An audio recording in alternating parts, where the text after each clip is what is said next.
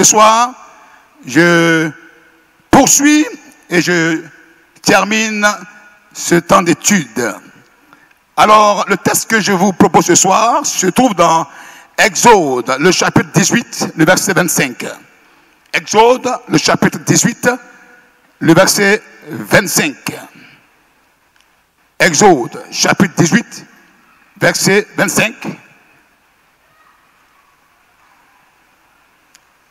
Ce passage est consécutif au conseil donné par Jéthro, le beau-père de Moïse. Il lui dit, la tâche est difficile, le ministère est contraignant, et cette œuvre-là, on ne la fait pas seul. Dieu s'est aussi investi en d'autres personnes qui peuvent nous aider dans la tâche.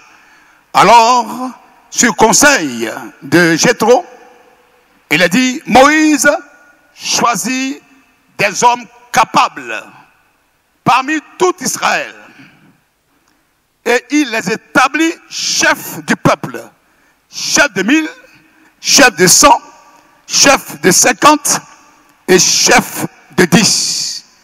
Et c'est donc cette organisation qui a permis à Moïse d'engager le ministère, d'œuvrer pour le salut d'Israël. Frères, veuillez vous rasseoir, que Dieu vous bénisse. Il faut s'organiser. Il faut s'organiser. Et j'ai parlé de Dieu le Père, qui a fait un programme d'organisation. Il a planifié l'œuvre de salut, l'œuvre du salut.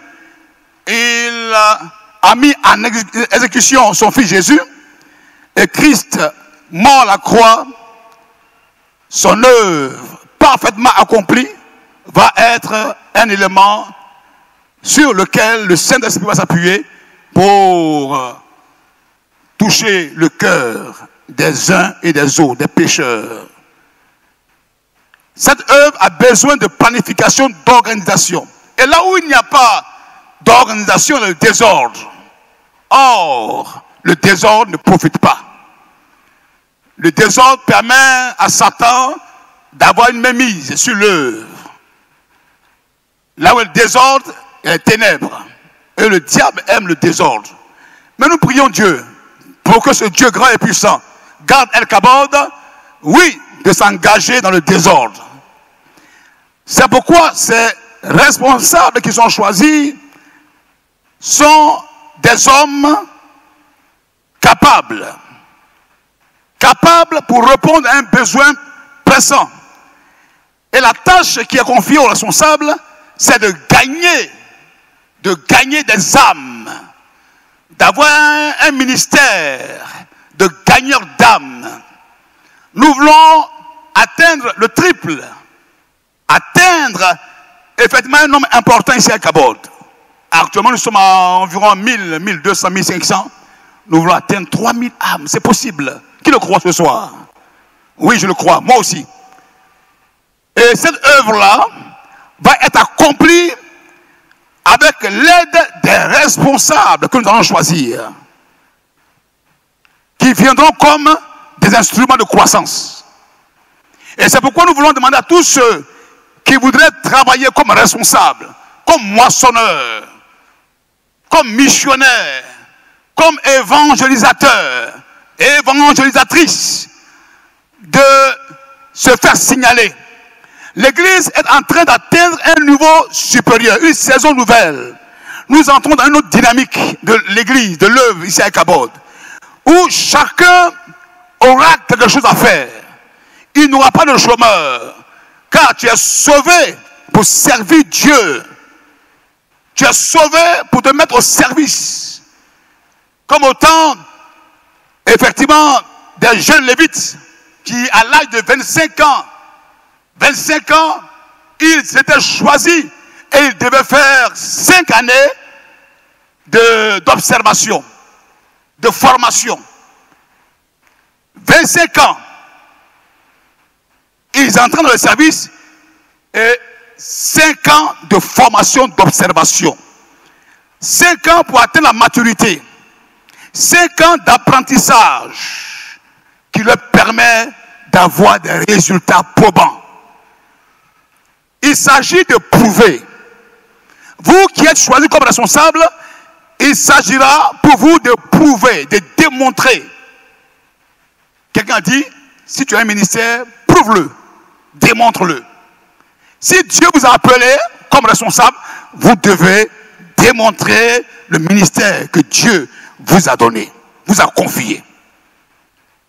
Pour vous, ça ne sera pas 5 ans, c'est 2 ans. 2 ans d'observation. Avec une feuille de route. Avec un programme bien défini. Vous devez servir. Deuxièmement, rendre compte. Servir, rendre compte. Servir, rendre compte. Et c'est pourquoi, ce soir, j'aimerais vous encourager à vous inscrire massivement à travailler comme ces ouvriers de la 11e heure.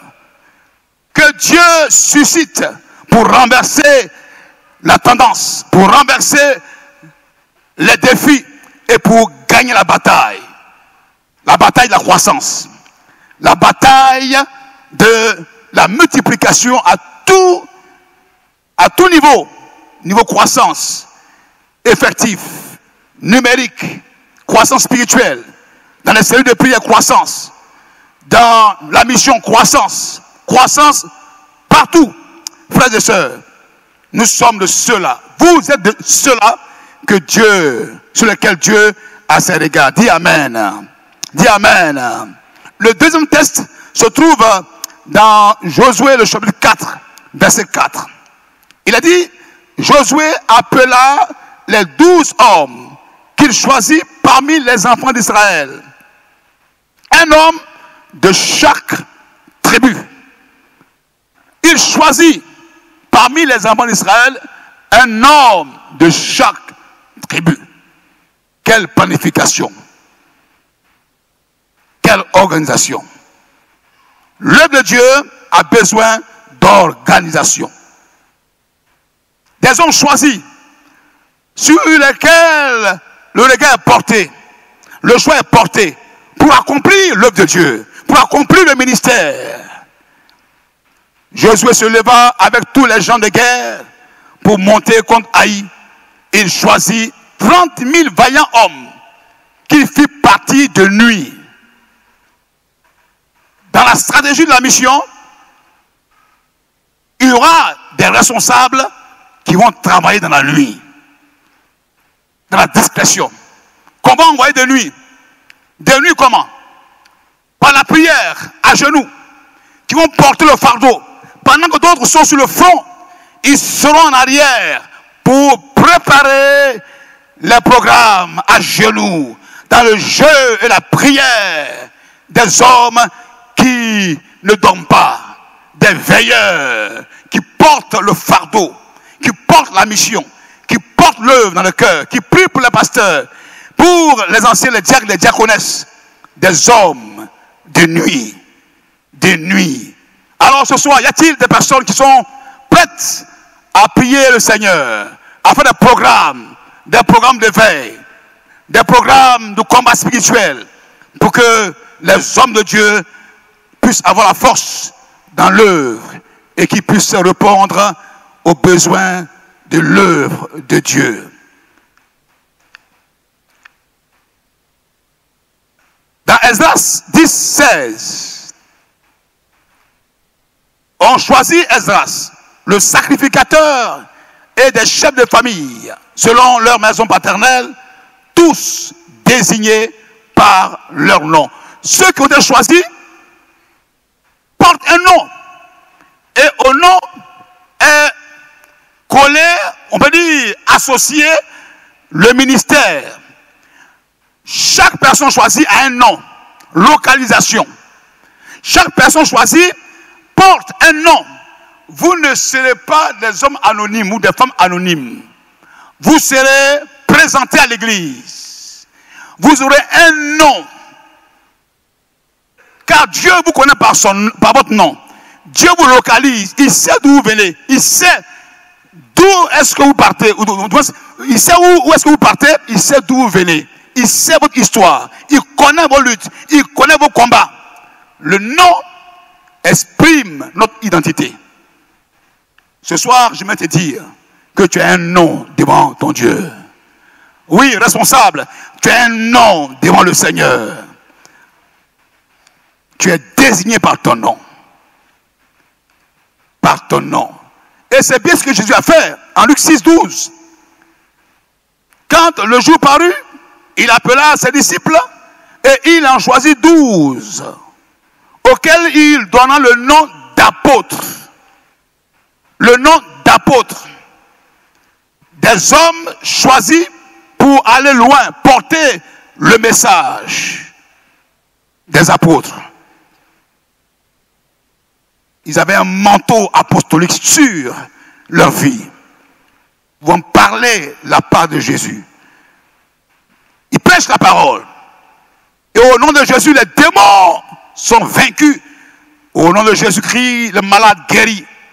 Simon, Pierre, André, Jacques, Jean, Philippe, Barthélemy, Matthieu, Thomas, Jacques, fils d'Alphée, Simon appelé le Zélote, Jude, fils de Jacques, et Judas Iscario qui devint traître. Au verset 17, il dit, il descendit avec eux. Ceux qui ont été choisis étaient au contact du maître, marchant à la suite du maître. Ils descendent avec Jésus. Vous serez appelés à vous frotter aux choses spirituelles. Appelés à suivre Jésus-Christ, le chef de l'église. Il dit, il s'arrêta sur un plateau où se trouvait une foule de ses disciples et une multitude de peuples de toute la Judée, de Jérusalem et de la contrée maritime des Tyr et des Sidon. Le but du ministère est de sauver la foule, l'humanité, les pécheurs. Avons-nous compris le but pour lequel nous avons été choisis? C'est pour sauver les hommes. Les disciples avaient devant eux une foule. Et Jésus leur dit, voilà ce à quoi je vous appelle. Votre cœur va devoir battre au rythme du cœur de Dieu pour cette foule qui est devant vous. Vous devez prêcher l'évangile. Vous devez sauver des âmes. Vous devez proclamer la puissance de Dieu. Vous devez avancer au rythme de la parole de Dieu. Chers frères, ce soir, je voudrais donc, après une brève introduction ou un rappel de ce que j'ai pu aborder le dimanche passé, entamer le point 4. Alors, on a donné une définition, ok? Une définition du mot responsable. En grand A, la définition générale du mot responsable, la définition technique liée à Ichabod. Nous avons aussi parlé des qualités spirituelles, morales du responsable, les qualités intellectuelles du responsable. En point 3. Et aujourd'hui, nous voyons quelle attitude le responsable doit avoir. Il ne s'agit pas de répondre à l'appel, mais il faudra une attitude, un comportement. Que le cœur soit touché, le cœur soit façonné à la gloire de Dieu.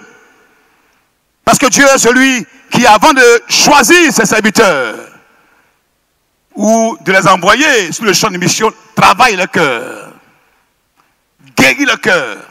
Le problème de l'homme, c'est le cœur. Le problème des responsables, c'est le cœur. Avec quel cœur tu sers le Seigneur? Tout à l'heure, on en parlera. Alors, la définition du mot responsable. On a dit que le mot responsable vient du latin respondere, qui veut dire celui qui est capable de faire quoi? De répondre à une question ou apporter une réponse à une problématique. Donc quelqu'un qui est capable d'apporter une solution. Lui-même est solution. On ne vient pas pour envoyer encore des problèmes à la vie du padre, à son ministère. Mais on vient, on localise, on regarde un secteur où on peut apporter sa contribution. Est-ce qu'on dit une solution dans le ministère de l'homme de Dieu? Le responsable a une solution au ministère du leader. Une personne qui, face à une situation, sait ou peut apporter une solution ou suggérer des pistes de solution. Vous tous qui avez été choisis, sachez-le, que vous venez pour apporter une solution ou des solutions à la vie du leader, dans son ministère, dans le département dans lequel vous êtes. On ne peut pas être responsable et voir les choses pourrir, le désordre, mais vous devez être ceux-là qui apportent la solution. Ce soir, lève ta main et dis, je suis porteur de solution. Alléluia. Dis, je suis porteur de solution. Je suis porteur de solution. C'est ça un responsable. Il apporte la solution. Deuxième définition, selon le dictionnaire, le responsable est un leader. J'ai fait un rappel rapidement. Hein. C'est un chef. C'est un leader. C'est un chef établi sur une entité, des personnes. Selon la définition technique liée à El-Kabod, comme vous savez, El-Kabod a son vocabulaire. Voilà, nous sommes ici à El-Kabod. Voilà, vous le constatez sur notre déclaration de mission. Nous avons une vie intérieure, nous avons notre identité. Et selon El-Kabod, un responsable est un futur diacre ou ancien dont le ministère n'est pas reconnu. Deuxièmement, un responsable est celui qui est en observation pour devenir plus tard diacre ou ancien. Observation. C'est dans ce groupe-là, on peut dire, sur ce territoire-là de responsables choisis, que nous allons choisir, après les 2 ans, les diacres, les diaconesses, les anciens, les administrateurs. Donc, il s'agit pour vous de démontrer, de prouver ce qui est en vous, ce à quoi Dieu vous a appelé. C'est un temps d'observation, où les gens vous regardent, où le pasteur vous regarde, le leader vous regarde. Regarde votre assiduité à l'église, regarde votre ministère, votre façon de prêcher, de marcher, votre caractère, la vie à la maison, avec madame, avec tes voisins. Tu as un temps d'observation. L'observation. Et c'est pourquoi je crois bien que ces frères sont remarquables. C'est extraordinaire. Avoir sur soi l'œil de Dieu, l'œil des hommes, et être capable de prouver, être capable de démontrer. Le responsable qui vit dans un temps d'observation pour devenir. C'est un leader en devenir. C'est un diacre en devenir. C'est un ancien en devenir. C'est un administrateur en devenir. Sachez-le, plusieurs parmi vous seront choisis comme les anciens. Plusieurs parmi vous seront choisis comme des diacres, comme des administrateurs, parce que vous aurez prouvé votre ministère. Dis Amen. Dis Amen. Dis Amen.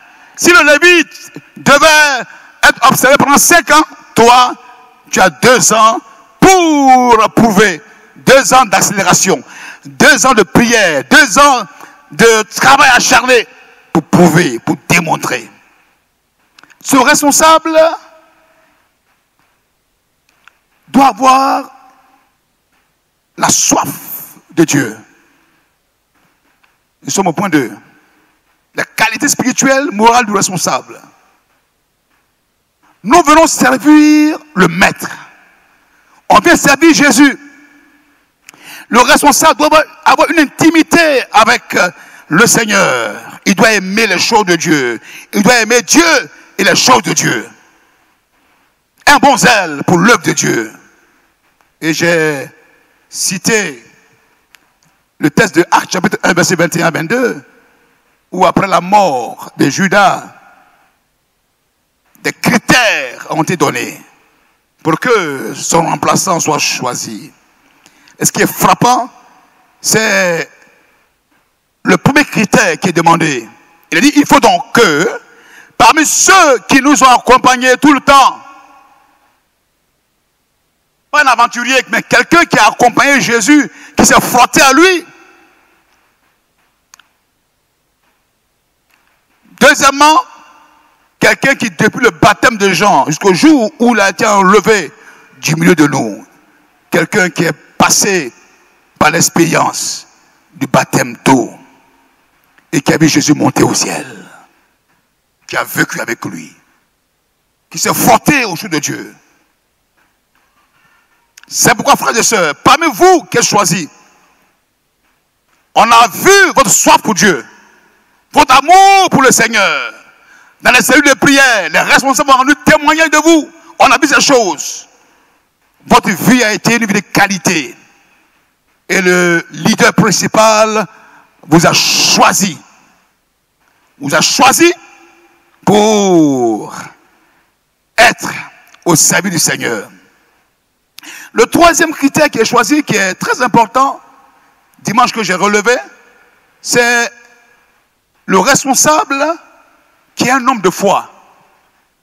Un homme qui a vu les choses miraculeuses, les choses extraordinaires. On ne peut pas être pentecôtiste ou responsable et ne pas vivre le surnaturel. Celui qui devait être choisi devait être témoin de la résurrection. Où on voit, oui, la mort se changer en vie. Où on voit le miracle, la puissance de la foi. Il faut que vous soyez au contact du surnaturel. Car ce qui est chair, est chair. Et ce qui est esprit, est esprit. L'œuvre de Dieu est une œuvre du surnaturel. On ne voit pas les choses d'une façon charnelle, mais on les voit d'une façon surnaturelle. Face à la maladie, nous voyons la guérison. Face à la mort, nous voyons la vie. Face à la maladie, nous voyons la guérison. Face au blocage, nous voyons le déblocage. Comme Pierre et Jean qui ont dit à ce boiteux, nous n'avons ni or ni argent, les choses matérielles, des choses physiques. Mais nous avons le spirituel, nous avons le surnaturel. Nous avons Jésus alors. Au nom de Jésus, lève-toi et marche. Et cet homme s'est levé. Jésus avait touché le cœur. Il avait une expérience avec le Seigneur. Chers responsables, je vous demande d'être des hommes qui sont témoins de la résurrection. Ne soyez pas effrayés quand le miraculeux se passe. Vous devez vous dire qu'à mon ministère est associé la puissance de la résurrection. Et ainsi, Matthias fut choisi. Si le responsable doit absolument avoir une vie au contact de Christ, du chef de l'Église, sa vie sociale ou sa vie de couple ne devait pas aussi être brisée. Parce que la connaissance de Dieu nous transforme. Quand on a la révélation de Dieu, cette révélation nous transforme. Je ne parle pas ici des personnes qui parlent de Jésus et qui eux-mêmes ne sont pas transformés. Qui parlent de la nouvelle naissance, mais eux-mêmes ne sont pas nés de nouveau. C'est la vie chrétienne. Il faut qu'il y ait une transformation intérieure. Le caractère, la vie, le langage. Ce n'est plus moi qui vis, c'est Christ qui vit en moi. Il faut qu'il y ait une transformation intérieure. Oh, ce soir, j'aimerais vous demandez, chers frères et sœurs, que vos vies soient transformées à l'image de Christ. Le service de Dieu est un service tellement sérieux que les plaisanteurs n'ont pas la place. Vite, votre péché sera mis à nu et votre vie sera exposée. Quand quelqu'un est charnel, sa vie, à peine il commence l'œuvre, qu'il est déjà lui-même dehors. Les entrailles sont dehors, comme Judas Iscariot. Il ne peut pas tenir, parce que quand il y a le feu, quand le feu est là, quand la lumière est là, les ténèbres reculent. Les ténèbres sont mises à nu. Vous devez avoir une vie de couple exemplaire, un foyer exemplaire. Et c'est pourquoi l'apôtre Paul s'évertue dans ses épîtres à encourager ses imitateurs à être à l'image du Christ, à être transformés par le renouvellement de l'intelligence, qu'il y ait une transformation intérieure des lettres. C'est important. C'est une chose excellente, formidable, d'aspirer à la responsabilité. Mais il faut donc que, dit Paul, que le responsable ait une vie exemplaire. Car si quelqu'un n'a pas soin de sa famille, comment prendra-t-il soin de l'église de Dieu? C'est pour ce soir que votre vie de couple soit exemplaire. Un responsable marié ne doit ni être adultère, ni violent envers sa femme, ses enfants, ni arrogant. Vous pouvez lire 1 Timothée 3, verset 1. Qu'il dirige bien sa famille et qu'il maintienne ses enfants dans l'obéissance, en dignité. Faites beaucoup attention. C'est un aspect sur lequel le padre a beaucoup insisté lors des entretiens. Un foyer en décadence, c'est une vie chrétienne qui est en décadence, qui ne peut pas avoir un lendemain. La façon dont tu traites ton époux, ton épouse, tes enfants,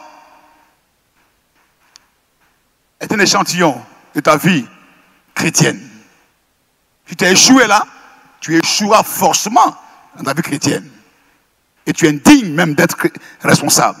Prenez soin de vos maisons, prenez soin de vos époux, de vos épouses, de vos enfants.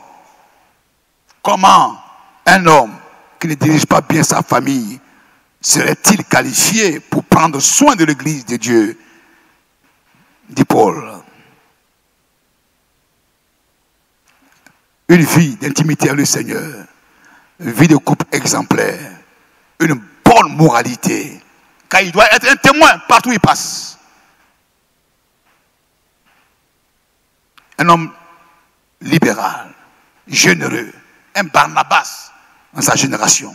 Un homme qui est capable de décanter la situation dans l'église. Et face au projet financier, il est capable d'investir. C'est un fou de Dieu. Vous êtes appelés ce soir comme responsable pour investir dans les projets financiers de l'église, pour soutenir l'église, pour être hospitalier, être des Barnabas, être des Dorcas, qui habillent les veuves, les orphelins. Frères, je vous invite à être responsables, dignes. El Kabod est en train de passer par un chemin, un nouveau chemin. C'est une nouvelle saison. Un temps glorieux qui arrive sur El Kabod. Un soleil nouveau qui se lève sur El Kabod. Et Dieu veut des responsables à la dimension de l'œuvre, à la dimension, oui, de cette œuvre qui veut être bâtie ici. Il faut une armée d'hommes et de femmes qui sentent le besoin de servir Dieu et qui ont une vie changée, une vie impactée. Et pour terminer, pour boucler, on a parlé des qualités intellectuelles spécifiques du responsable. Et là, j'ai relevé un élément important, c'est d'entrer dans la vision de leader. Dans Jean 4, 38, Christ dit ceci, parlant des disciples.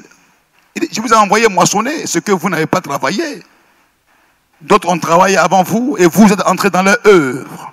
Et là, j'ai relever que le responsable doit savoir d'où il vient. Avant que tu ne sois là, d'autres ont travaillé avant toi. Ils ont tracé un chemin. Ils ont tracé des sillons. Et tu as appelé à entrer dans ces sillons-là. Dans les sillons tracés par le leader principal. Car la vision tracée doit être ta vision. Ne pas te faire notre vision en dehors de la vision du leader principal. Travailler. Considérer les sacrifices consentis. Il faut mesurer à sa juste valeur la souffrance, l'œuvre abattue. Il faut louer les anciens, il faut louer les doyens, il faut louer ceux qui ont servi le Seigneur qui est à bord. Aujourd'hui, nous sommes là, on est dans un cadre formidable, mais l'œuvre a commencé dans des circonstances difficiles. Difficiles, les images. Pour ceux qui sont sur Ekanews, allez voir les images. Ça veut dire que cette église à Kabul vient de loin. Des ministères sont succédés, des jeunes formés, des frères qui ont été repositionnés, qui sont venus délabrer, mais ils ont été reconstruits par le ministère. Il y a une œuvre qui a été faite. C'est pourquoi nous qui venons, vous qui arrivez dans cette œuvre, sachez bâtir, sachez construire, respectez les pas des aînés, des frères qui ont travaillé avant vous, vos anciens, vos diacres, vos diaconesses, il faut les respecter. Il faut les respecter. Il faut les respecter. Je vous dis, il faut les respecter. Un responsable ne se fout pas d'un ancien. Voilà. Tout à l'heure, il y a notre ancien Premier ministre, il est là. L'ancien est là. L'ancien Premier ministre, il est là. Ah, il est là, ok. On l'a appelé, il est sous le hangar. Voici un ancien qui a traversé toutes les générations. Il a vu l'œuvre ici. Il a vu le padre arriver ici. Ancien, s'il te plaît, viens. C'est important pour nous. Nous sommes à une étude, à un moment de formation. Il faut que ces responsables qui sont choisis par le padre sachent ceux qui ont travaillé. Pas pour t'enorgueillir, ancien. Tu as tellement supporté beaucoup de choses. Tu es un pasteur local. Voilà. Est-ce qu'on peut dire merci au Seigneur pour son serviteur? Voilà. Merci, grand frère. Merci, ancien. Je parlais effectivement de la vision du leader, dans laquelle doit entrer le responsable, ces frères qui sont choisis, et respecter l'œuvre qui a été faite. Il est un monument, il a l'histoire de l'Église. Un jour, je l'ai vu avec un vieux cahier de notes, et il a tous les messages des pasteurs. Il a pris note. Il a vu le padre arriver ici. Le padre. Il a vu l'œuvre. Ancien, dis-moi en 30 secondes, comment était l'œuvre à son début, quand tu es venu? Il y a beaucoup à dire, hein, mais je prêche. Ok. Donc, dis-nous en 30 secondes, une minute, merci, l'œuvre à sa naissance. Gloire à Dieu. Amen. Nous pouvons dire merci au Seigneur pour tout ce qu'il a fait pour notre église de Ramblin. Il faut dire que l'église de Ramblin fut la 5e année de l'église mère de Philadelphie. Après l'église mère de Port-Boué, après l'église de 05, Biétri et Sojefia, qui est devenue maintenant Bethléem, à Première-Blas. Donc on a célébré notre premier culte au Ramblin le 12 juin 1994. Reprends. Reprends. Le 12 juin le 12 juin 1994, c'est là qu'on a célébré notre premier culte sur le petit terrain appelé aujourd'hui Campus. Campus. Voilà. Dans une baraque, dans une maison en bois. C'est là-bas qu'on a célébré le culte. Et encore, le terrain qui était pour nous, c'est pas sur ça qu'on a bâti l'église. Oui. C'est juste le terrain à côté. Oui. Et quelques temps après, le propriétaire est venu. On voulait échanger les papiers et dire niet. On était obligé de casser pour revenir sur notre terrain. Et c'est comme ça que nous avons commencé l'œuvre. Merci. Et le padre est arrivé? Avant son arrivée, on est resté en Est de 94 jusqu'en septembre 97. Ok. En 97, on a reçu un premier pasteur. Oui. En l'occurrence, le pasteur Jacob Aké, oui. à son âme. Et il est resté avec nous pendant 1 an. Oui. Vous savez, les formateurs là, travailler avec eux, c'est pas facile. Oui. Or, ils nous formaient parce qu'il y a un autre plus fougueux qui arrivait. C'est ça. Et donc, après les 1 an, oui. C'est en septembre 98 que le pasteur Bangouré est arrivé. Très bien. Voilà. Et l'œuvre a commencé. Et aujourd'hui, en regardant l'œuvre abattue, qu'est-ce que tu peux dire sincèrement? Ce que je peux dire, c'est que le pasteur Bangouré est arrivé un vendredi. Ok.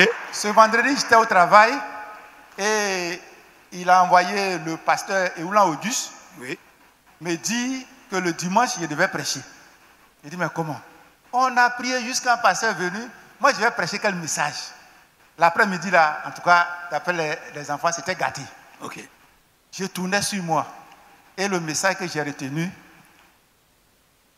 c'est la traversée du désert conduit au bonheur. La traversée du désert conduit au bonheur. Voilà. Message prophétique, allons-y. Exode, je crois, Exode 15, 27. C'est-à-dire le deuxième lieu où le peuple d'Israël a séjourné à Élim. Oui. Où il y avait 70 palmiers et 12 sources d'eau.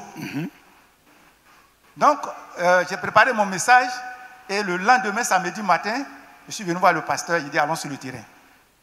Quand on est arrivé, hier, quand il prêchait, j'ai riais. Et puis je lui ai dit, pasteur, si tu veux devenir un grand pasteur, que tu veux avoir une grande église, il faut écouter tes responsables. Parce que l'Assemblée de Dieu, là, on vous connaît où? Quand on vient à la réunion, ça peut dire oui, pasteur, oui, pasteur. Et effectivement, c'est ce qui nous a écoutés. C'est ça. Donc, on est resté quelques mois là-bas, comme les fils des prophètes. Il a trouvé que le lieu était trop exigu. Donc, il fallait venir ici. Donc, on a construit une grande bâche. Il y a tellement dit, mais aujourd'hui, quand tu regarde un peu, regarde un peu. Oui. Qu'est-ce que tu peux dire? Ben, c'est pour cela que j'ai béni le nom du Seigneur avant de commencer. Parce que je disais la dernière fois où on fêtait la Madre qu'effectivement notre église est une église prophétique. Prophétique, oui. Parce qu'on a traversé le désert.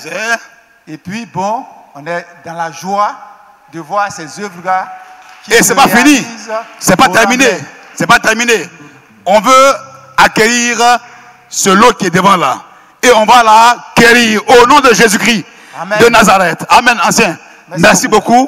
Peut-être juste dire à ces frères responsables qui viennent et effectivement travailler à la suite de cette œuvre que vous avez battue, qu'ils doivent savoir d'où vient l'église, comment elle a été bâtie, comment les frères ont souffert. Et ils sont donnés. Ils ont saigné. Et aujourd'hui, nous voici, frères, marchons dans la vision du leader principal. Oui, la vision tracée par l'homme de Dieu doit être poursuivie, doit être le partage des uns des autres pour le faire réussir, pour faire réussir la vision. Deuxièmement, être soumis et obéissant. Soumission, obéissance. Troisièmement, il faut la disponibilité. Disponibilité pour le travail que le leader nous confie. Ce sont des responsables qui arrivent, disponibles, prêts à répondre à l'œuvre, comme des militaires qui, à la moindre trompette, se lèvent et obéissent à l'ordre. Pas des personnes qui viendront pour contrarier l'homme de Dieu, s'opposer à son œuvre. ou au leader principal et faire ce qu'ils veulent. Non. Il faut faire la part des choses. Car nul homme qui va à la guerre ne s'embarrasse pas, ne s'embarrasse dans les affaires de la vie. Il faut donc qu'il sache faire la part des choses. Il est consacré à la vie, à la guerre, il est consacré à l'armée, et tout ce qui est embarrassant doit être dégagé. Il faut avoir la main dans l'œuvre. Dans l'œuvre. Celui qui met la main à la charrue, regarde en arrière, n'est pas digne du royaume. Engagé. Dévoué pour l'œuvre du Seigneur. Amen. Il doit prendre des notes. C'est le marque sur lequel je me suis arrêté. Prendre des notes. Voilà. Parce que le cerveau trompe. Vous devez avoir un calepin. Écrire, prendre note des messages du leader principal. Être à son écoute. Il faut prendre note. Jérémie, le chapitre 30, verset 2, comme texte de référence, où Dieu dit, écris dans un livre toutes les paroles que je t'ai dites. Voilà.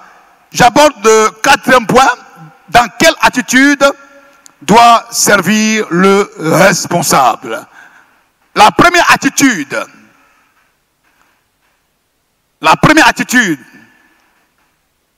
que je vous donne, c'est l'humilité.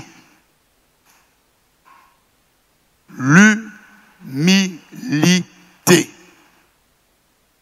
Cette humilité doit te pousser à considérer ton leader qui porte la voix de Dieu, qui porte la vision de Dieu.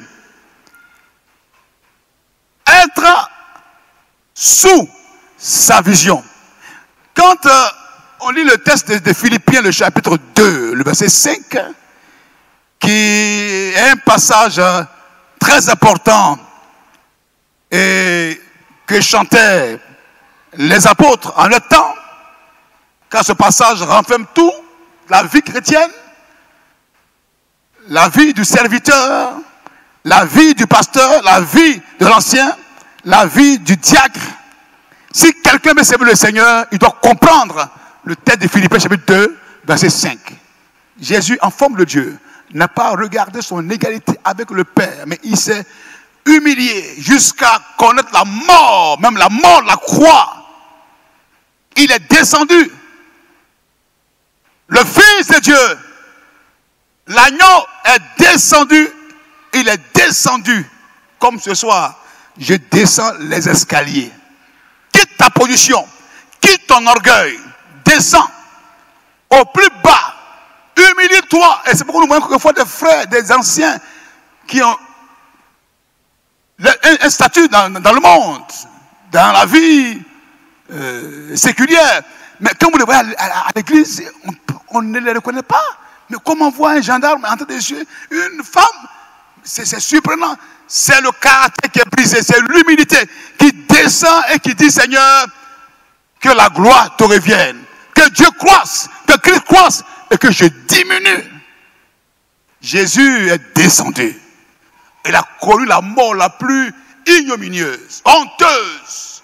C'est pourquoi aussi, nous dit la Bible, les marches que Jésus a empruntées pour descendre, les mêmes marches, il va aussi. C'est Dieu maintenant qui l'élève. C'est Dieu qui le propulse. Quand tu descends, c'est Dieu qui t'élève. C'est Dieu qui te localise et il te place en hauteur. Il te donne un nom, une histoire, un message. Ce soir, je prophétise sur tous les responsables. Dieu, voyant votre humilité, vous élève dans tous les domaines de votre vie.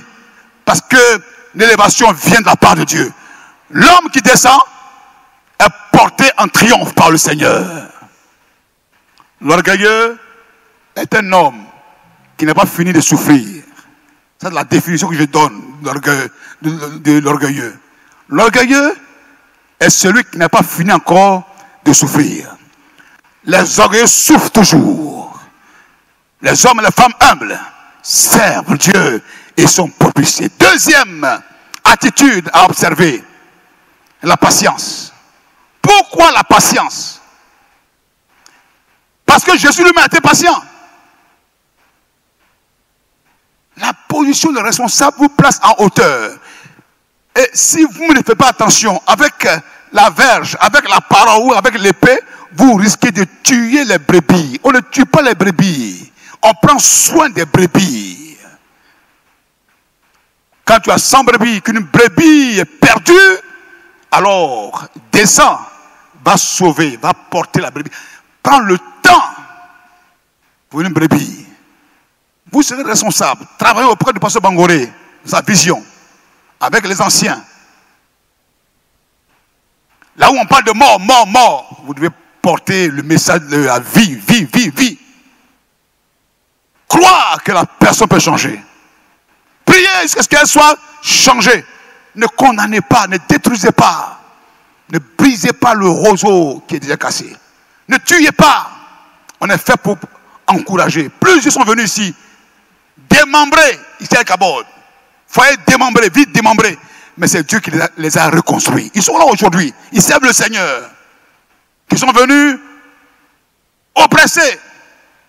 Il y a un qui m'a dit, pasteur, même si tu refuses que je sois dans l'église à Kabod parce que je suis venu sans lettre de recommandation, permets que je m'asseye à la porte de l'église. Parce qu'en fait, il était ailleurs, poursuivi, oppressé. Ce frère est venu aujourd'hui et il est utile à l'église. Parce que El Kabod a ouvert les mains. C'est un lieu de guérison. El Kabod est un lieu de guérison. Dis Amen. Humilité, patience. Troisièmement, brisement. Brisement de la part de Dieu. Mais aussi brisement qui va venir de la part du leader. Il y a des choses qu'on va vous demander de faire. Il y en a qui vont bientôt, c'est le test, hein? Dès le 9 ou le 10, tous les responsables, on va aller laver les latrines. C'est là qu'on va commencer. Dis Amen. Ce n'est pas le service de nettoyage. On va prendre le seau, on va laver les WC pendant 1 mois. C'est le test qu'on a. Tous les responsables. Oui, acclame le Seigneur, acclame le Seigneur. C'est le test. 1 mois de formation dans les latrines, les salles d'eau. C'est là-bas qu'on va commencer le ministère. C'est ce que notre soeur, la soeur qui est venue des États-Unis, qui travaille avec Chris for All Nations, Stéphane, avec René Bonquet. Elle est venue, on lui a donné des seaux pour entretenir le temple. Formation, brisement. Quand il y en a beaucoup qui ont les épaules comme ça, tu me connais? Ici, là, on ne connaît pas ça. C'est le service. Brisement, brisement, brisement, brisement. C'est le service, c'est tout. On n'est rien. Nous sommes rien. Seul Jésus est quelque chose. Amen. Quatrièmement, connaître le principe de l'autorité. Dis Amen. Oui. Le monde est régi par ce principe-là. Dieu le Père, Dieu le Fils, Dieu le Saint-Esprit. Nous avons aussi dans le monde des fourmis, vous allez voir les fourmis organisées. Ils ne se marchent pas là-dessus. Chacun sait où il va. Tout est ordonné, organisé. Quand les rois apparaissent, les petits se mettent derrière. Chacun connaît son territoire. On ne quitte pas son territoire pour aller empiéter sur le territoire. On travaille pour la gloire du leader, pour qu'il soit porté et son œuvre soit portée pour la gloire de Jésus-Christ. Le foyer aussi, il y a le principe de l'autorité. Le mari est le chef de la femme, comme Christ est le chef de l'Église. Il ne s'agit pas donc de mélanger les choses. Principe d'autorité. Et je rends grâce à Dieu pour mon Église, pour ma maison, assemblée de Dieu. Ma maison est respectée, notre maison est respectée. Même les missionnaires qui sont assemblés de Dieu, on les veut. On les veut. On veut ces missionnaires assemblés de Dieu. Parce que le principe de l'autorité est très fort. Nous sommes presque dans un service militaire. Quand le doyen est là, quand le PP est là, il faut savoir parler, il faut savoir travailler. Je pense qu'ici à Cabot, on a compris ce principe-là. On n'est pas belliqueux, on n'est pas rebelle, et nous devons beaucoup de respect au berger principal. Watmani a dit que sans tête qui commande, il ne peut y avoir d'unité dans le corps.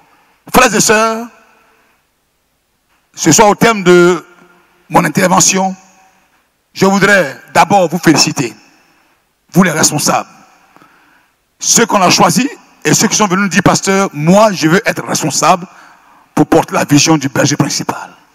Que Dieu vous bénisse, que Dieu vous garde.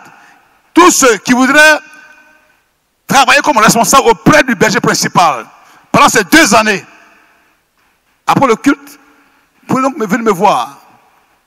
Et après l'entretien avec le pasteur Bangoré, on saura comment est-ce qu'on va vous canaliser pour la mission, pour l'œuvre de Dieu. Que Dieu vous garde, que Dieu vous bénisse. Sachez-le, l'œuvre est grande et Dieu cherche des ouvriers pour la moisson. Alors, en conclusion, le responsable doit savoir faire la différence entre le leader et ses différents collaborateurs. Le berger principal, le leader, n'est pas le collaborateur. Tous, nous travaillons dans la vision du berger principal. Votre pasteur Graoro, qui est pasteur adjoint, n'a pas de vision à part. C'est la vision du berger principal que je porte, que j'intensifie, je la reçois, et moi, je la dynamise, je la rends élastique. Je fais en sorte que la vision soit le partage des uns les autres. Il faut la rependre. Quand il dit Capsi, moi j'écris Capsi. Quand il dit mission. Donc en fait, nous sommes les griots. On porte le message. Un message qui est donné, nous on amplifie davantage. Frère, c'est pourquoi il ne s'agit pas ici de crier de sa propre voix. Nous crions la voix du leader principal. Vous voulez venir pour être ancien, diacre, diaconesse, sachez que la vision du leader doit être amplifiée. Il faut connaître sa feuille de route et savoir les limites de sa responsabilité. On va t'établir sur un département, sur un comité, sache que tu as des limites. Tu es limité. Et pour les questions qui te dépassent, il faut te référer à ton responsable hiérarchique. Que Dieu nous bénisse. Amen. Vous avez été édifié? Partagez ce message et transformez une vie. Pour plus d'enseignements, abonnez-vous à nos pages. Que Dieu vous bénisse.